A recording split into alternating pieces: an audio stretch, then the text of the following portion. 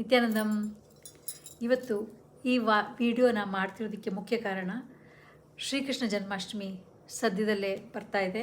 August 16ನೇ ತಾರೀಕು ಶ್ರೀಕೃಷ್ಣ ಜನ್ಮಾಷ್ಟಮಿ ಅಂದರೆ ಕೈಲಾಸದಲ್ಲಿ ಅತ್ಯಂತ ವಿಜೃಂಭಣೆಯ ಒಂದು ಆಚರಣೆ. ಯಾವುದೇ ಕೈಲಾಸಕ್ಕೆ ನೀವು ಹತ್ತಿರ ಇದ್ದೀರಾ ಅಲ್ಲಿ ಬಂದು ಖಂಡಿತ ಭಾಗವಹಿಸಿ.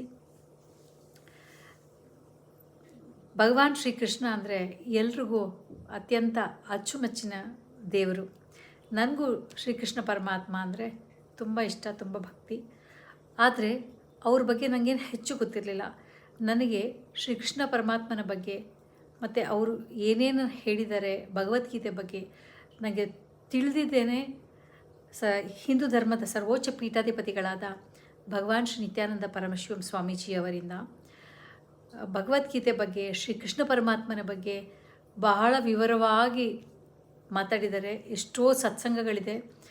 ನೀವು ತಿಳ್ಕೊಬೇಕು ಶ್ರೀಕೃಷ್ಣ ಪರಮಾತ್ಮನ ಬಗ್ಗೆ ಅಂತಂದರೆ ಖಂಡಿತ ಸ್ವಾಮೀಜಿಯವರ ಸತ್ಸಂಗಗಳನ್ನ ನೋಡಿ ಮತ್ತು ಅವ್ರು ಬರೆದಿರೋಂಥ ಪುಸ್ತಕಗಳನ್ನು ಓದಿ. ಈ ಒಂದು ಪುಸ್ತಕದ ಬಗ್ಗೆ ನಿಮಗೆ ಹೇಳೋದಕ್ಕೆ ಇಷ್ಟಪಡ್ತೀನಿ.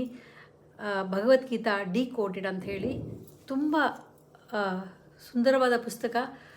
ಒಂದು ಸಿಂಪಲ್ ಆಗಿರೋ ಒಂದು ಇಂಗ್ಲೀಷ್ನಲ್ಲಿ ವಿವರವಾಗಿ ಭಗವದ್ಗೀತೆಯನ್ನು ಹೇಳ್ತಾರೆ.